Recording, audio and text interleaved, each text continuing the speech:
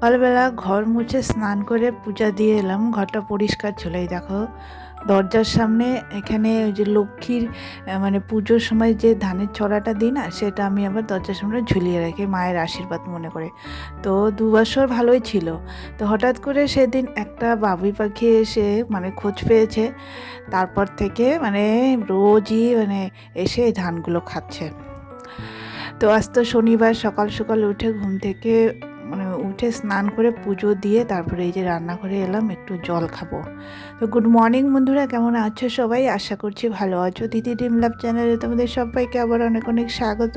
তোমাদের আশীর্বাদ ও ভালোবাসা আমি অনেক ভালো আছি। তো আবারও একটা নতুন ব্লগ নিয়ে তোমাদের সামনে চলে এসেছি, আশা করছি ভালো লাগবে। তো প্লিজ পুরো ব্লগটা দেখো আর আমার সঙ্গে থেকো।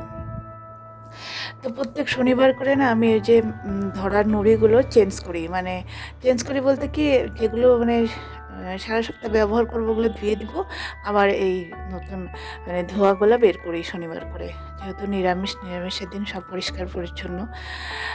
তো মানে সকালবেলা একটু গরম জল উষ্ণ গরম করে খাই। তো আমি খেয়ে তারপরে আবার ছেলেকে 1 গ্লাস দিচ্ছি। তো এখন ঠান্ডা পড়ে গেছে, তো একটু হালকা উষ্ণ উষ্ণ গরম করে জল খাই। তো এখন রান্না করব, তো আবার যেতে হবে একটু দোকানে। তো চলো বন্ধুরা, সঙ্গে থেকো। দোকানে গিয়েছিলাম, দোকান থেকে এসে হাত বসিয়ে দিয়েছি। আর এদিকে দেখি অনেকগুলো জামা কাপড় কালকেও ধুয়েছিলাম, সেগুলো উঠিয়ে এনে রেখে দিয়েছি। আর আজকেরগুলো তো শুকায়নি, এখনো বাইরে আছে। তো জামা কাপড় দেখি ঢিপ হয়েছে, তো ভাবলাম ওগুলো ভাঁজ করে রাখি। ভাঁজ করে রেখে তারপরে যাব রান্নাঘরে। আর আজ তো শনিবার, নিরামিষ হবে। তো এই যে সয়াবিন করব আলু আর বেগুন দিয়ে। আর সব মানে একটা বেগুন গোটা দিলাম না, কারণ কি হয় বলো তো, বেশি বেগুন হলে না আমার তরকারিটা একদম গ্যাদগ্যাদা হয়ে যায়। তো যার জন্য ভাবলাম অর্ধেক বেগুন ভাজা করব আর অর্ধেক বেগুন দিয়ে তরকারিটা করব। তো আশা করছি বন্ধুরা আমার ব্লগগুলো তোমাদের ভালো লাগছে। তো যদি ভালো লাগে প্লিজ একটা লাইক করে দিও, কমেন্ট করে জানিও। আর হ্যাঁ, আমার সঙ্গে বন্ধুত্ব করতে গেলে কী করতে হবে সেটা তো জানো, আমার চ্যানেলটাকে সাবস্ক্রাইব করে রেখো।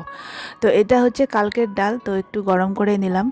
তো চলো আজকের ব্লগটা এই পর্যন্ত। সবাই ভালো থেকো, সুস্থ থেকো। দেখা হচ্ছে আবারও নতুন একটা দিনে নতুন একটা ব্লগের সঙ্গে। টাটা।